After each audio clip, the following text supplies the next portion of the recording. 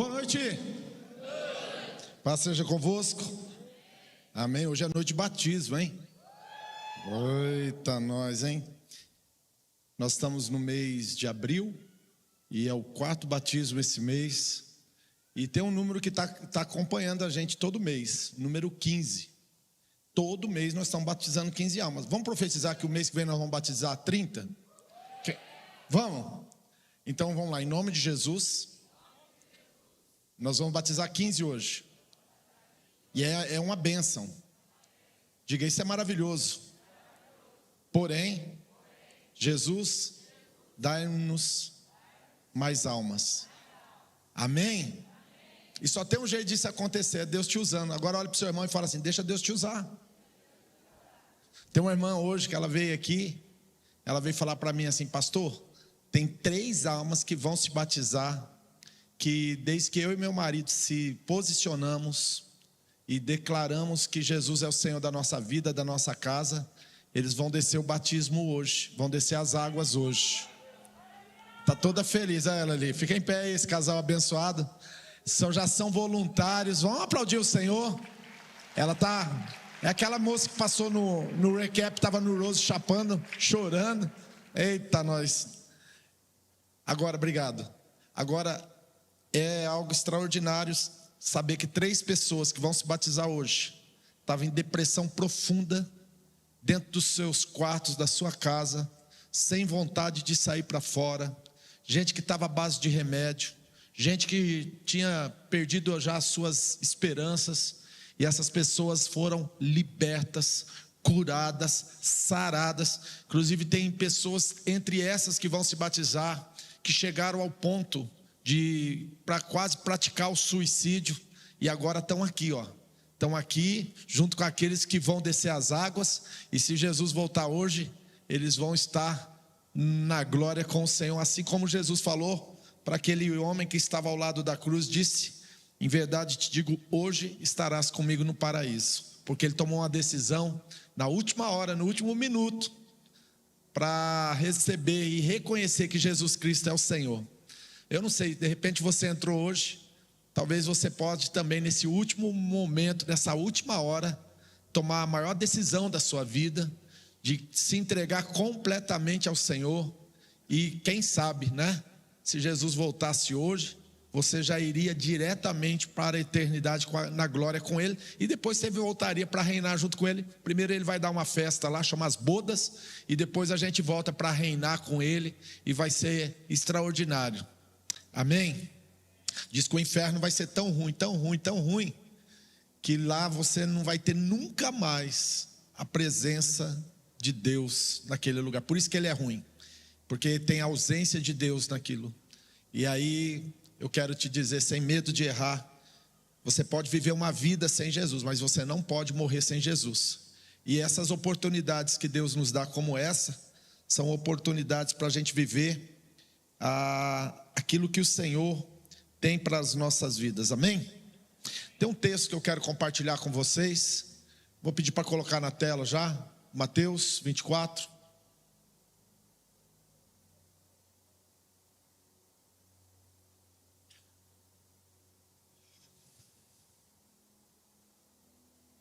Vinte e quatro, 37, 38, 39.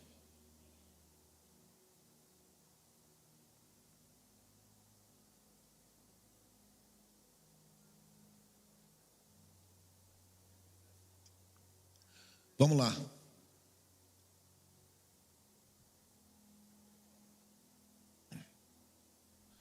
É o 37 que eu pedi.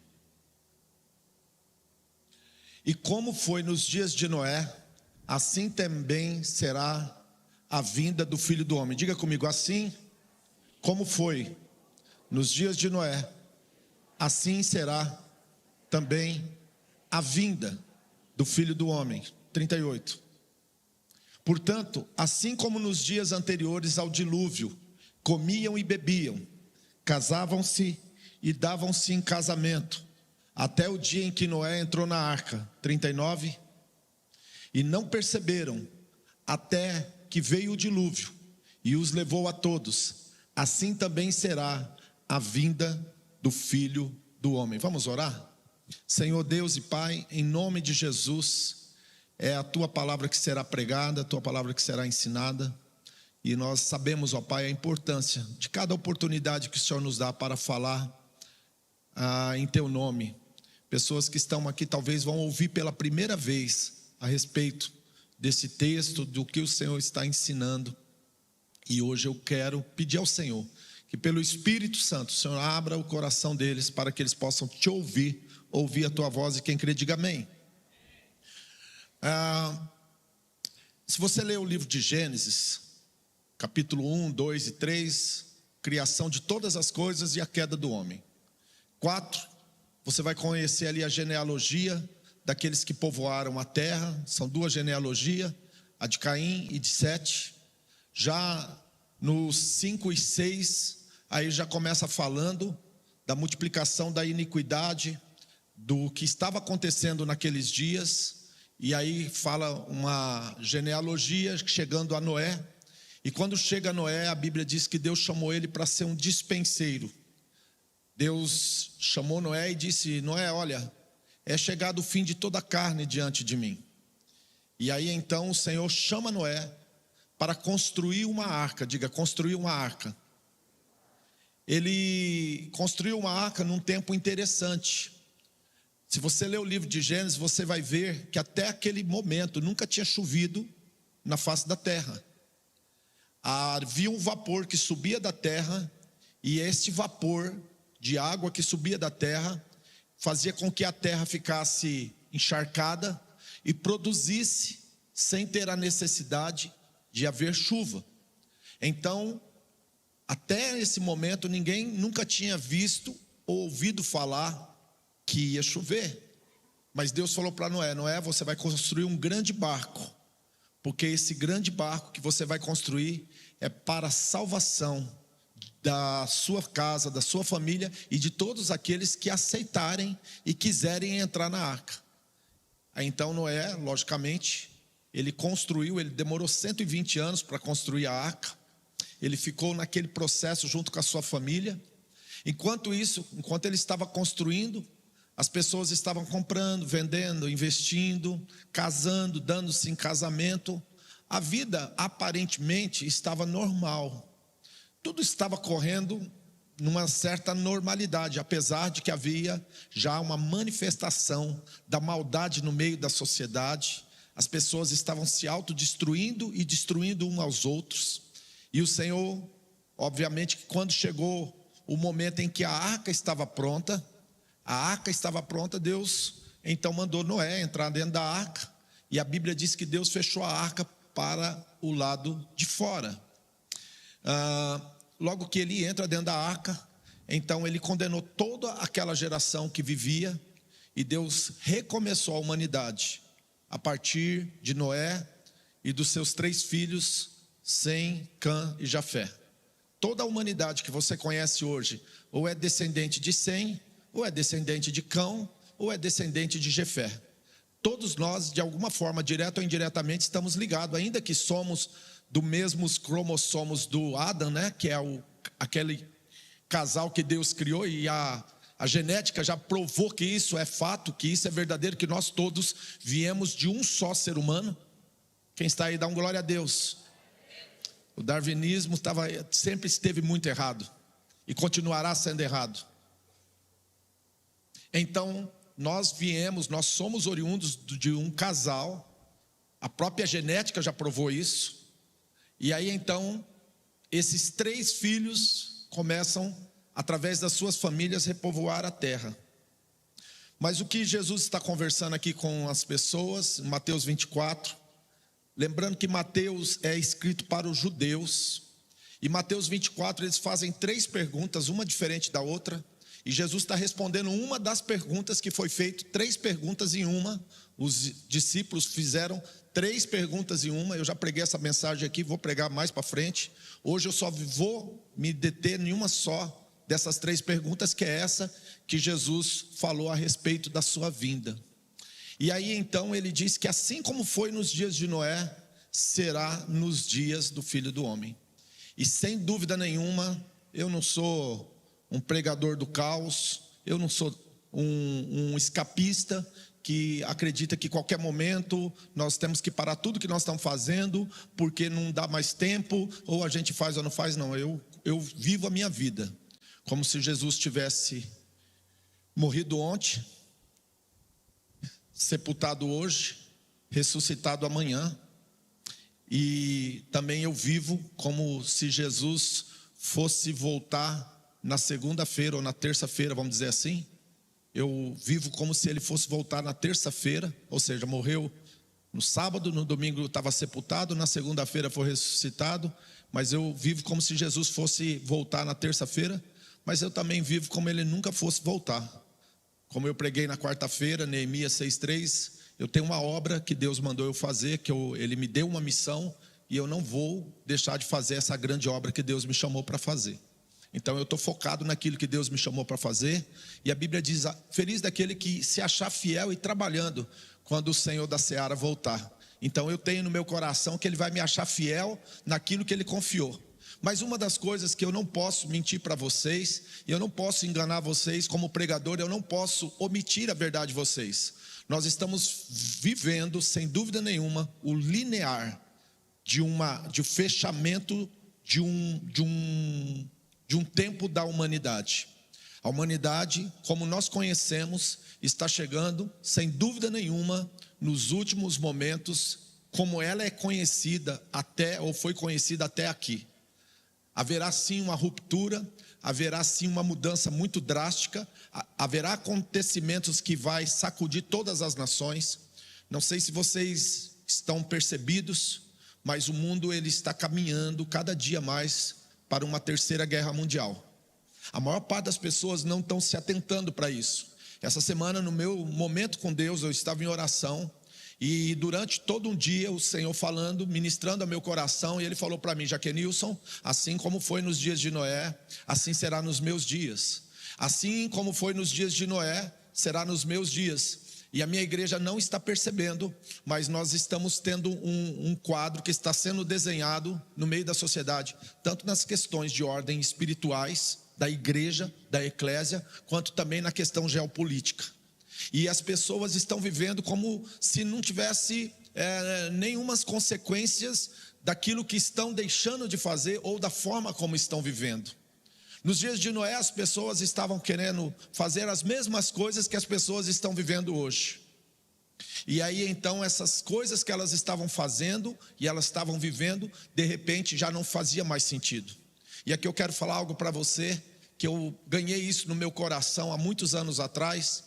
Um dos motivos que eu abri mão de todos os negócios praticamente da minha vida quanto empresário e para me dedicar 100% à obra do Senhor, porque para mim, no meu chamado, já não fazia sentido, já não tinha mais sentido ficar simplesmente querendo ganhar mais e sabendo que muitas pessoas, milhares de pessoas precisavam ouvir a palavra de Deus e conhecer a salvação eterna através de Jesus Cristo. Foi aí que eu entendi que não dava mais para mim ficar atrás de um escritório, dentro de um escritório, em uma sala de reunião o dia inteiro, tratando somente de ganhar dinheiro. E eu entendi que eu fui chamado para fazer algo nesses dias, ou seja, trazer a mensagem do Senhor Jesus para as pessoas que querem mudança de vida, para as pessoas que querem conhecer esse grande amor.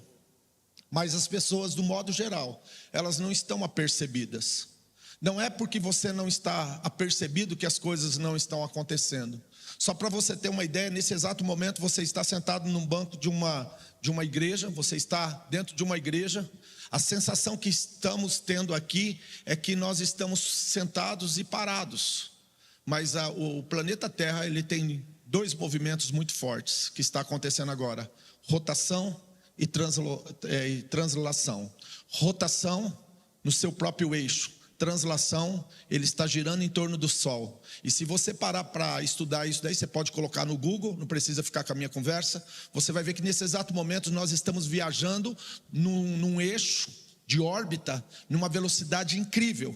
E não quer dizer que você não tenha, por causa da gravidade, que você não tem uma sensação de que nós estamos girando em torno do próprio eixo, ou que nós estamos fazendo um contorno em volta do Sol, a órbita em volta do Sol, que isso não está acontecendo. Ou seja, está acontecendo rotação e translação. E as pessoas, elas não têm a sensação, por quê? Porque elas estão, como eu disse, dentro de uma órbita. E aqui eu poderia fazer uma analogia. Muitas pessoas estão presas no seu mundinho. Elas estão presas só na sua realidade, na sua verdade, na sua forma de ver o mundo, na sua forma de ver a sociedade, na sua forma de ver a questão geopolítica, na sua forma de ver a espiritualidade, para a forma como ela interpreta, ou a forma como ela entendeu, ou que ela recebeu dentro da sua própria casa, as suas verdades e as suas influências. E eu quero dizer uma coisa para você, que há muito mais do que a gente possa imaginar. Quando eu era ainda uma adolescente, eu tinha uma visão do mundo muito curta, muito pequena. Quando eu já estava numa idade um pouco maior, de 20 ou 30 anos, eu tinha uma outra visão, uma outra perspectiva do mundo, como nós vivemos. Com 40 anos eu já estava com uma outra perspectiva, uma outra forma de enxergar a vida, enxergar a sociedade, enxergar o mundo, que eu tinha quando eu tinha 15 ou 20 ou 25 ou 30 anos. Hoje eu tenho 54 anos e eu posso dizer para vocês que a forma como eu enxergo tudo que temos aqui nesse mundo, tudo que nós estamos vivendo aqui, é muito diferente daquilo que eu enxerguei quando eu tinha 20, 25, 30, 35, 40 anos. Poucas coisas, honestamente falando, elas me seduzem. E uma das coisas que eu posso dizer para você, que tem coisas que já não fazem mais sentido na minha vida. E eu sei que esse mundo, como nós conhecemos, essa realidade que nós estamos vivendo, ela não é uma realidade que vai perdurar, que vai permanecer. Isso daqui é uma transição, é uma passagem, é apenas um tempo, é apenas uma dispensação, chamada dispensação da graça. No dia que Jesus disse, estátara, está consumado, ele entregou a sua alma, ele se entregou na sua paixão, na cruz do Calvário. Ali do lado, quando o oficial romano colocou a lança e saiu água e sangue, começou uma nova dispensação chamada dispensação da graça. A Bíblia diz que agora nós não somos mais criatura, nós somos filhos de Deus. Nós não podíamos. João 15,15, Jesus disse, eu não chamo vocês de servos, porque servo não sabe o que o Senhor faz. Eu chamo vocês de amigos. Mas no livro de João, capítulo 20 ali, quando Jesus ressuscita, 20, 21, você vai ver que Jesus vai falar para aquela mulher chamada Maria Madalena, vai e dize aos meus irmãos que eu subo para o meu Pai e o vosso Pai. A partir do momento em que Jesus ressuscitou, agora nós temos uma oportunidade extraordinária de sermos enxertados, de sermos adotados na família de Deus. Agora nós fazemos parte dessa família. Jesus disse a respeito do profeta João Batista, que nascido de filho de mulher não teve um que era maior do que João. Nascido de filho de mulher, não teve um que era maior do que João, mas no reino de Deus ele era o menor.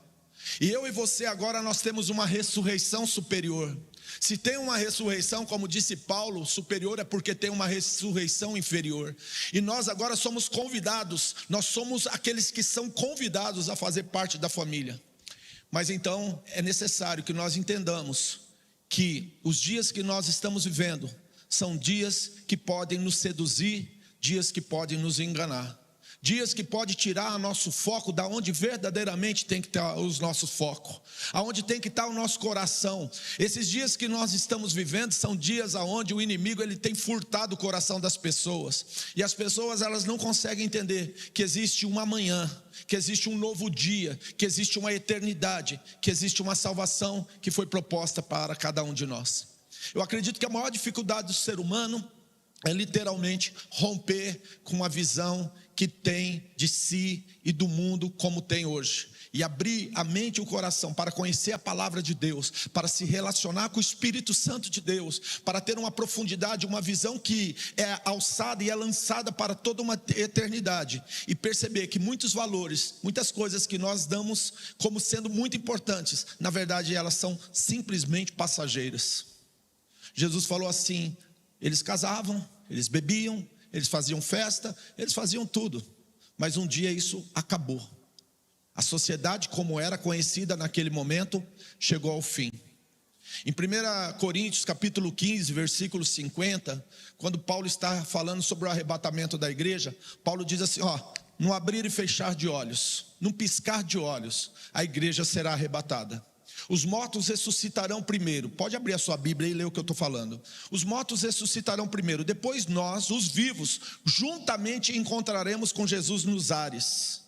E nos ares encontraremos e seremos transformados. Porque é necessário, o que é corruptível se revista de incorruptibilidade. O que é mortal se revista de imortalidade. Então se dirá, tragada foi a morte e na sua vitória. Jesus vai voltar. E ele não, a primeira volta agora, a vinda, ele não vai colocar os pés aqui, ele simplesmente vai, como a Bíblia diz que será como um ladrão, ele vai raptar a sua noiva, ele vai vir buscar a sua noiva. E agora eu quero dizer para você o seguinte, você pode viver como nos dias de Noé, ou você pode viver como a noiva de Jesus. Uma noiva de Jesus pensa diferente, entende diferente, se comporta diferente, se compromete de forma diferente, vive diferente. Agora mesmo eu estava dando uma palavra para os voluntários da igreja. Eles ouviram de mim quando Jesus disse que não pode dizer o reino, ele ali ou ele aqui, porque o reino de Deus, está no meio de vós. Ou seja, a vida como eu vivo vai demonstrar se o reino de Deus está em mim ou não.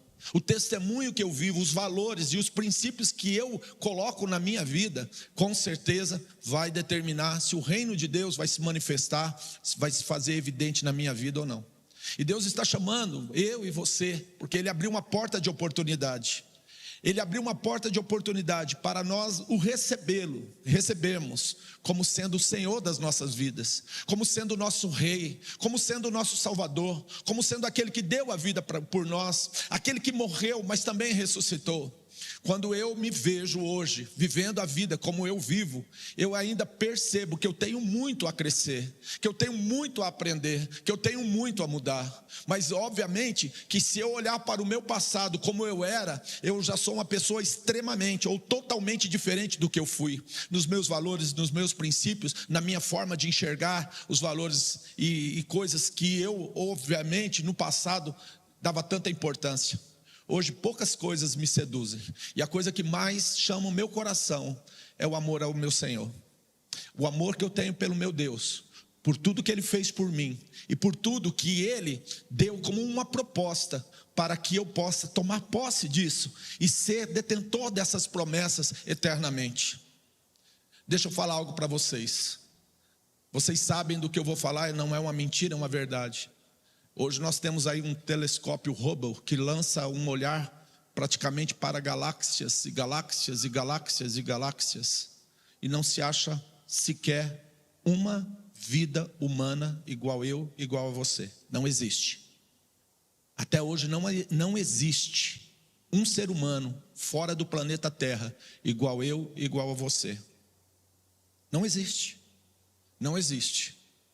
Segundo a palavra de Deus, existe Deus, Pai, Filho, Espírito Santo, os anjos, nas suas categorias. Existe os anjos caídos, que são liderados por Satanás e os seus demônios, que foram anjos, agora são caídos. E existe o ser humano, que eu e você.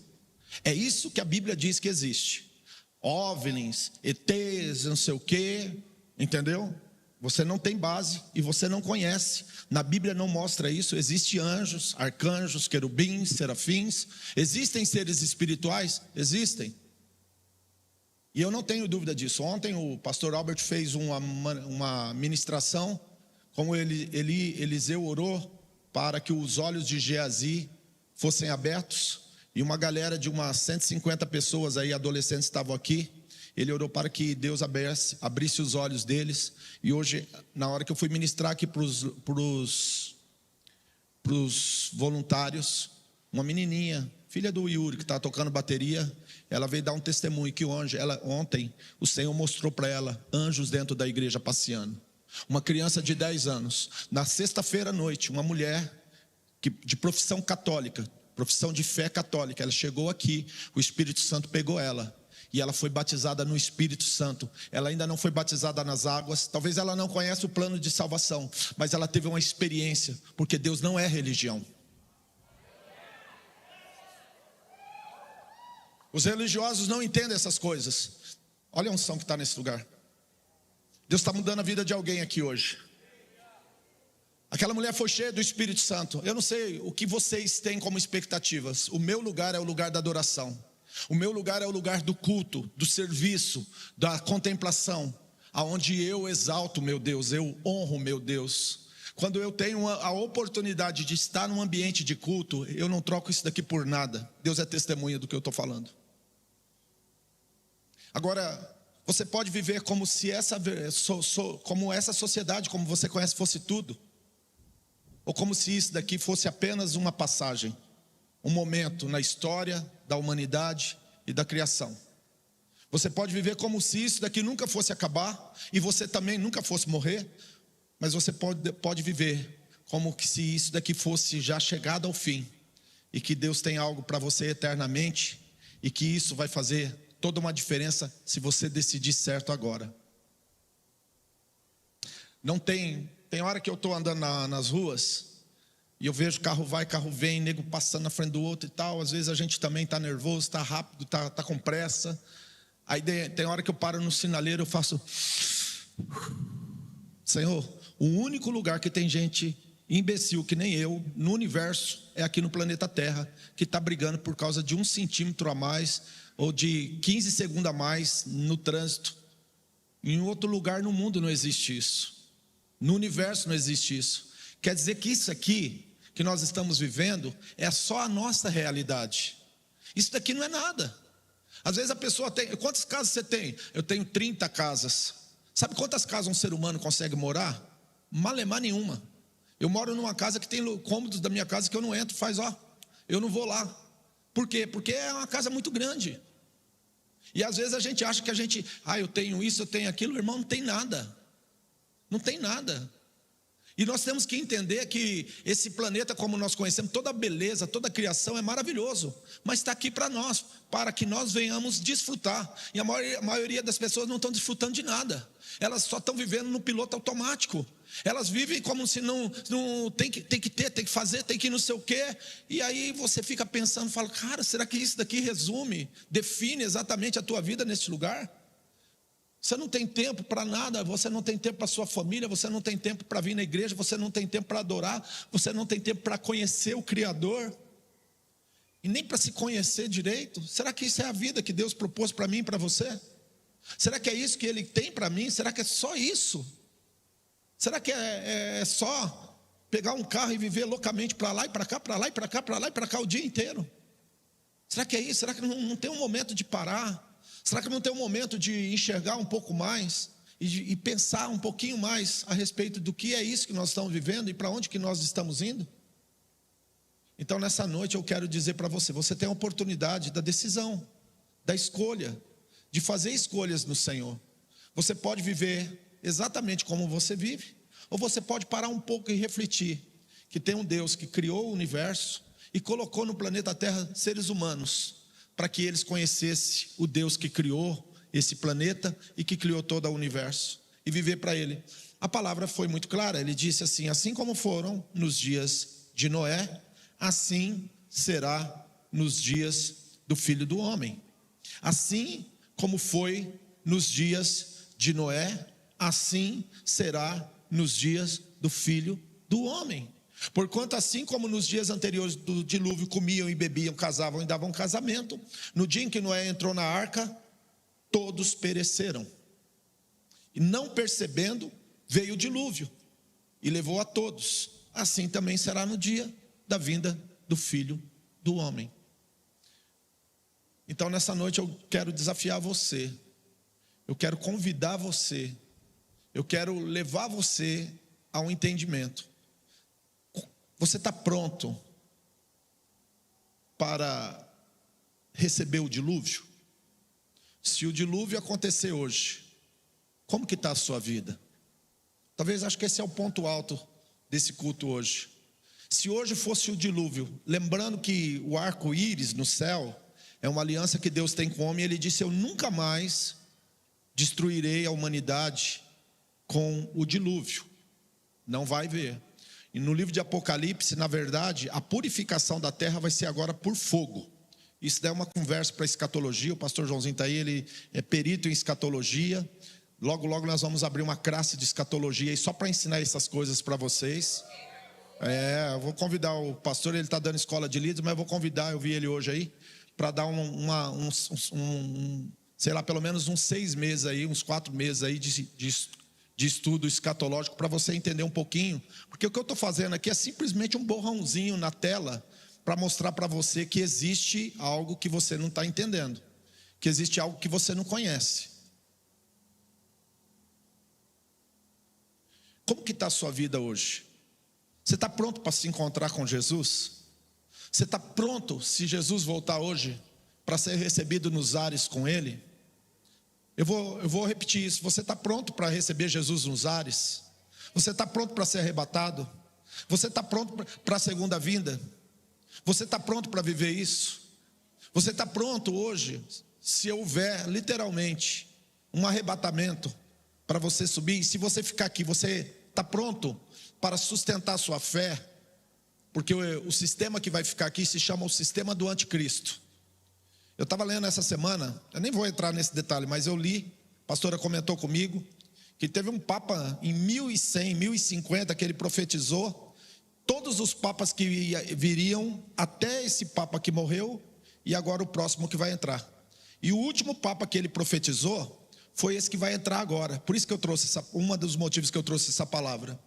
E esse, se eu não me engano, é São Malaquias. São Malaquias, o nome dele já diz, né? Malak, que significa meu mensageiro. Esse papa, ele disse o seguinte, que esse último papa ele vai entrar no meio da tribulação. Que ele vai entrar no meio da tribulação. E eu disse assim, então, se ele é o último papa e vai entrar no meio da tribulação, Jesus está voltando. Uau, estou ouvindo um trovão aí, é impressão minha. Jesus está voltando. Até mesmo dentro da Igreja Católica, existe uma linha teológica que aponta para o arrebatamento da igreja. Isso não é nada novo, isso não é coisa só do evangélicos. Eles sabem que Jesus vai voltar para arrebatar a igreja. Eles sabem quais são as prerrogativas, quais são os valores, princípios, as exigências que pedem. E se esse cara, sei lá, 1000 anos atrás praticamente, nós estamos falando de 1025, 1000 e pouquinho, ele profetizou durante 1000 anos, todos os papas, ele falou 140 e tantos papas, e agora vem, esse último morre, e agora vem o próximo que vai entrar na tribulação. Será que Jesus não está às portas? Será que a moeda única, o governo único, tudo que está acontecendo na humanidade não serve como, sei lá, um despertar para nós, para acordar um pouquinho? Como pastor, e aqui eu encerro, como pastor, eu aprendi isso, graças a Deus, eu louvo a Deus pela oportunidade de ser um pastor. Eu tenho uma cicatriz aqui na cabeça, eu tenho 17 pontos aqui do lado esquerdo da cabeça. Quando eu era adolescente, eu bati na traseira de um caminhão, eu quase morri. Eu fui levado ao hospital, fizeram, todo o trabalho aqui, tanto que agora você pode olhar, que você nem vê quase nada, que já se fazem, sei lá, 40 anos ou mais, 40 anos que isso aconteceu.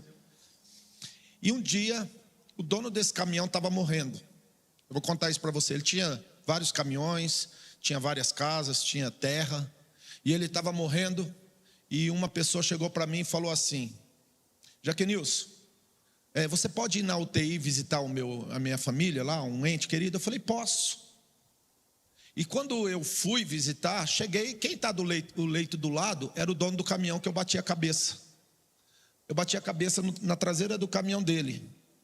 E quando eu cheguei, ele estava deitado na cama, e eu me lembro, porque eu vivi ali, sei lá, um período de quase 10 anos como vizinho deles. Eu conheci muito bem esse homem. Esse homem trabalhava o dia inteiro.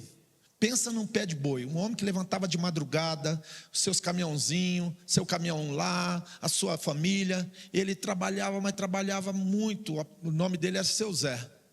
E quando eu fui visitar aquela família lá que me pediu, um ente querido que estava na UTI, eu cheguei lá, eu estava ministrando, e do lado estava o Seu Zé. E o seu Zé já estava agonizando para morrer. Eu falei assim: Deus não é Deus de acaso, eu estou aqui por algum motivo. E quando eu cheguei lá, eu me lembro que as coisas mais importantes para o seu Zé eram o seu caminhão 1, seu caminhão 2, sua terra, seus negócios, aquelas casas que ele tinha. E o seu Zé, ele estava sendo já comido por um câncer. E eu não lembro de ver o seu Zé falando do caminhão que ele tanto amava, do outro caminhão que ele tanto amava, das casas que ele tinha. Eu não me lembro de ver o seu Zé perguntando para mim se eu lembro do sitinho dele, da terrinha dele, dos negócios dele. Eu lembro de ver um homem chorando, pedindo para mim orar para ele, para que ele não morresse e fosse para o inferno. Foi isso que aconteceu. Aquilo me impactou, porque eu tive uma experiência quando eu bati na traseira do caminhão deles e quase morri, que a minha cabeça, ficou em frangalhos, vamos dizer assim. E agora eu vejo aquele homem morrendo, eu vejo aquele homem chorando, me passou um filme na cabeça, porque eu vi ele dedicando a vida dele toda a trabalhar para aqueles caminhões, para aquelas coisas, e agora ele está chorando. Ele não está perguntando se o caminhão vai ficar com o genro, se vai ficar com os filhos, se vai ficar com as noras, se vai ficar com fulano. Ele não está perguntando de nada. A única coisa que ele quer é saber se ele tem a salvação ou não. Agora, meu irmão, ele teve a sorte daquele dia o meu destino cruzar com o destino dele, e eu entrar naquela UTI e falar do plano de salvação e orar por ele. Sabe, olha, eu estou falando com muito temor, eu tenho uma dor no meu coração quando eu falo isso, porque eu sei que aquele homem foi salvo, ele foi ganho no último minuto da vida dele. Quando eu virei as costas e saí daquela UTI, menos de horas depois aquele homem faleceu. Um homem que como eu disse, cresci vendo ele trabalhar, cresci vendo ele cuidar dos negócios. Tive uma experiência quando eu me acidentei num dos seus caminhões. Agora eu vejo aquele homem numa UTI morrendo, chorando, e a única preocupação que ele tinha, se ele estava indo para o céu ou para o inferno, se ele estava com Jesus, ele estava sem Jesus. Isso daí agora é uma lição para mim e para você. Eu estava na UTI, eu sei o que eu experimentei, eu sei o que eu vivi, eu sei a experiência que eu tive dentro daquela UTI, eu sei como Deus falou comigo naquele dia. E Ele falou assim para mim, eu me lembro muito bem, Ele falou: Jaquenilson, daqui 30 anos pode ser você que está em cima de uma cama, também morrendo, e só pensou a vida inteira em ter mais, fazer mais e viver mais atrás, e correndo atrás só de coisas, sem me conhecer nem um pouco. Naquele dia eu disse: eu não quero essa vida para mim. O Senhor me chamou para ser um líder, um pastor, para ser um mensageiro, um pregador do Evangelho. Isso para mim, por si só, já é a maior honra que um homem pode querer para a sua vida, é poder ser um pregador do Evangelho. Sabe, o Samuel está aqui, ele sabe que eu nunca coloquei sobre a vida dele a minha mão pesando para que ele fosse um pastor. Eu nunca coloquei sobre a vida da Isabela a minha mão dizendo: você tem que ser uma pastora. A Ana e Zoe, ela já está vocacionada desde criança, mas também não vou colocar a minha mão. Quarta-feira agora ela estava orando pelos objetos na mesa sem ninguém mandar. Ela foi e colocou as mãos sobre os objetos na mesa sem ninguém mandar. Mas eu quero dizer uma coisa para você: eu não tenho maior orgulho, maior satisfação de ver que um filho meu entendeu e colocou a sua vida à disposição do reino de Deus para servir a Jesus como o pai deles. Se um dia eu puder falar: minha filha é uma pastora, o meu filho é um pastor, o meu filho decidiu, ainda sendo, com todas as opções da vida e do mundo de poder ganhar, quem sabe, milhões ou bilhões, ele decidiu viver para o reino de Deus e pregar o Evangelho e falar do amor de Deus. Para mim não terá satisfação maior, para mim não terá satisfação. Eu não tenho maior alegria, mesmo que ele estivesse andando de Porsche, de Ferrari, de Lamborghini, de Ducati, não importa qual é a marca, tendo arranha-céus, apartamento em Miami, para mim isso nada importa. Me importa se um dia eu entrar dentro de uma igreja e ver um filho meu em cima do altar pregando o Evangelho, falando do amor de Jesus, porque esta é a real, esta é a vida na sua realidade, o resto é ilusão.